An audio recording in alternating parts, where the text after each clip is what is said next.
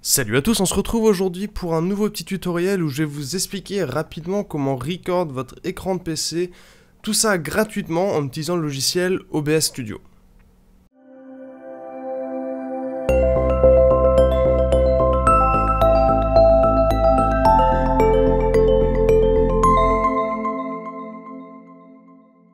Alors OBS Studio, c'est un petit logiciel open source et gratuit qui vous permet d'enregistrer, mais aussi de streamer sur YouTube ou Twitch. Par contre, tout ce qui est partie streaming, ça fera l'objet d'une autre vidéo. Alors OBS est certes gratuit, contrairement à XSplit, mais il est quand même très complet. Une fois que vous avez téléchargé et installé le logiciel, le lien de téléchargement est évidemment dans la description, on va vérifier rapidement quelques paramètres pour que l'enregistrement fonctionne bien. Au premier démarrage, vous avez la possibilité d'exécuter un assistant de configuration automatique, mais perso, je préfère modifier mes paramètres manuellement.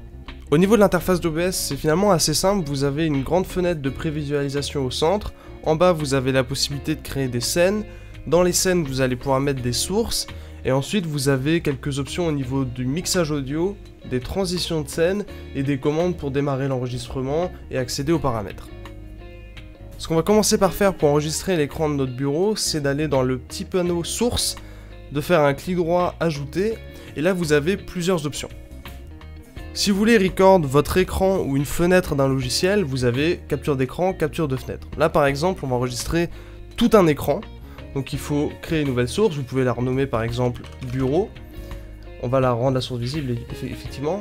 Et là, quand vous allez faire OK, vous allez pouvoir choisir dans la liste déroulante l'écran que vous allez enregistrer et est-ce que vous voulez capturer le curseur. Une fois que vous avez choisi l'écran que vous voulez, vous allez pouvoir faire OK et vous voyez que là, on capture l'écran de notre bureau. Si jamais par contre vous voulez record un jeu par exemple ou une application qui va être en plein écran, vous avez la possibilité de faire ça. Vous faites de nouveau un petit clic droit ajouter et là, cette fois-ci, on va faire une capture de jeu. Donc on va par exemple renommer ça jeu, faire OK. Et là en fait le mode le plus simple c'est de faire capturer n'importe quelle application en plein écran. Comme ça vous avez une seule source pour tous vos jeux et ils vont être enregistrés en plein écran avec la capture du curseur. Donc là une fois que j'ai choisi capturer n'importe quelle application en plein écran, je vais faire OK. Et vous pouvez laisser la source au-dessus de bureau, comme ça vous allez record votre bureau quand aucun jeu est ouvert. Et dès que vous allez lancer une application en plein écran, et bien il va record votre jeu par-dessus le bureau et vous verrez pas le bureau, ce qui est très pratique. Si jamais votre source jeu est en dessous de la source bureau, vous pouvez faire un petit glisser-déposer, vous restez cliquer sur jeu, vous le déplacez au-dessus de bureau et c'est réglé. Maintenant qu'on a paramétré nos sources, on va vérifier au niveau de la partie audio que effectivement il enregistre bien notre micro et l'audio du bureau. Ça vous permettra, si vous voulez record votre voix en même temps, vous allez pouvoir paramétrer ça. Donc vérifiez bien que quand vous parlez dans mic auxiliaire, vous voyez bien le volume qui s'ajuste. Et pour l'audio du bureau, normalement, vous mettez par exemple une vidéo en fond pour vérifier que ça fonctionne aussi. Si jamais ça fonctionne pas, vous avez les petites molettes à droite. Donc par exemple pour l'audio du bureau, vous faites la molette, propriété. Et il faut que vous vérifiez le périphérique dans la liste déroulante, que ce soit le bon périphérique qui soit sélectionné. Normalement celui par défaut est censé fonctionner. Pareil pour le micro, vérifiez, hop, molette propriété, que celui par défaut ce soit bien le micro qui soit branché et qui fonctionne sur votre PC. Vous avez aussi la possibilité pour chaque piste audio d'ajuster le volume. Si vous voulez réduire par exemple le volume de votre micro, c'est possible, mais vous pouvez aussi totalement couper le son d'une piste en cliquant sur la petite icône de son juste à droite. Une fois que ça s'est paramétré, on est déjà plutôt bien avancé. On va aller maintenant à droite ici dans paramètres, et ça va ouvrir les paramètres principaux de OBS. Il y a pas mal de choses, mais au final on n'aura pas énormément à modifier. On va aller dans sortie, dans un premier temps, et on va toujours mettre mode de sortie simple, et on va mettre un débit vidéo, donc c'est le nombre de mégabits par seconde qu'il y aura dans le fichier vidéo. Pour de la 1080p, l'idéal c'est de mettre 10 000 ou 12 000. Là si je veux une qualité d'image un peu plus élevée, je vais mettre par exemple 12 000 kilobits par seconde. Au niveau de l'encodeur ensuite, alors souvent vous allez avoir le X264 qui va être mis par défaut, ça va utiliser en fait le processeur de votre PC. Par contre, si vous avez un processeur qui est pas très puissant et une carte graphique assez récente, je vous conseille dans la liste, vous devriez avoir NVENC si vous êtes avec une carte graphique Nvidia, ou pour AMD, il y a une solution équivalente. D'utiliser votre carte graphique, par exemple NVENC pour record, ça va vous permettre de soulager un petit peu votre processeur quand vous allez enregistrer et d'éviter de perdre des FPS, surtout quand vous allez record un jeu. Par contre, attention, vous sacrifiez un peu de qualité. L'encodeur X264 permet d'avoir un rendu de meilleure qualité lorsque vous faites des records. Au niveau du débit audio, vous pouvez laisser en 160 si ça va sur une vidéo YouTube par exemple. Par contre, si vous voulez enregistrer pour une utilisation locale, mettre le débit audio à 320 est conseillé. Choisissez bien le chemin d'accès de l'enregistrement, comme ça, si jamais vous avez un disque dur à côté de votre SSD, évitez de remplir votre SSD inutilement avec des vidéos. Au niveau du format d'enregistrement, je vous conseille de prendre du MP4. Le FLV risque de poser problème avec pas mal de logiciels de montage.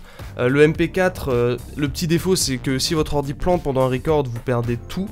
Mais pour faire du montage avec Adobe Premiere par exemple, ça va être indispensable de prendre du MP4. Dans l'onglet audio, normalement vous aurez rien à changer, puisqu'on a déjà paramétré l'audio avant. Mais si jamais, vous pouvez activer un push to mute ou un push to talk avec une certaine touche, si ça peut vous servir. Un des onglets qui va être important, c'est l'onglet vidéo, où vous allez pouvoir paramétrer la résolution de votre vidéo. Par défaut, la résolution de base, c'est censé être la résolution de votre écran, et elle est censée être bien configurée. Par contre, ce à quoi il faut faire attention, c'est la résolution de sortie. Donc la résolution de sortie, c'est celle qui va être utilisée pour le fichier vidéo qui va être exporté.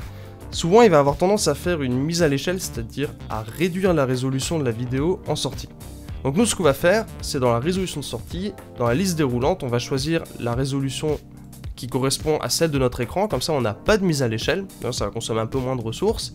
Et ensuite, dans le filtrage mise à l'échelle, on peut laisser en bicubique, mais moi je vous conseille d'en profiter pour augmenter le nombre d'images par seconde, et de passer par exemple à 60 fps, comme ça vous aurez 60 images par seconde dans votre fichier vidéo.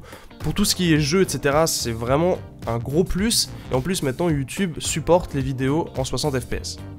Si jamais vous avez la possibilité de paramétrer des raccourcis clavier, pour par exemple démarrer l'enregistrement, arrêter l'enregistrement, moi je vous conseille de mettre par exemple démarrer, arrêter l'enregistrement, de mettre F9, ça sera assez pratique, comme ça quand vous êtes en plein écran, vous n'avez pas besoin de faire un Alt-Tab pour arrêter l'enregistrement. Pensez à bien appliquer les paramètres ou à faire OK, et après vous allez terminer la configuration d'OBS. Une fois que la configuration est terminée, je vous conseille de faire un petit test, vérifier que tout fonctionne. Donc là par exemple, j'ai paramétré F9 en raccourci pour démarrer l'enregistrement. Vous voyez que là, une fois que j'ai appuyé sur F9, l'enregistrement a bien démarré. On voit Rec en bas qui indique la durée d'enregistrement. On a l'utilisation du processeur. Donc vous voyez, là je suis en X264, donc ça utilise pas mal de CPU. Et après, ce que je vais vérifier, voilà, je vais ouvrir une application, vérifier que ça enregistre bien. Je vais appuyer sur F9 pour arrêter l'enregistrement. Et après, je vais vérifier dans les fichiers vidéo que l'enregistrement du fichier est bien fonctionné, que l'audio soit bon, que la qualité vidéo soit bonne. Et une fois que ça c'est fait, vous êtes prêt à enregistrer votre écran avec OBS. Voilà, dans tous les cas, j'espère que ce petit tuto vous aura plu. N'hésitez pas à poser vos questions dans les commentaires si vous avez des soucis pour enregistrer avec OBS. Et vous pouvez aussi vous abonner à la chaîne pour être informé des prochaines vidéos.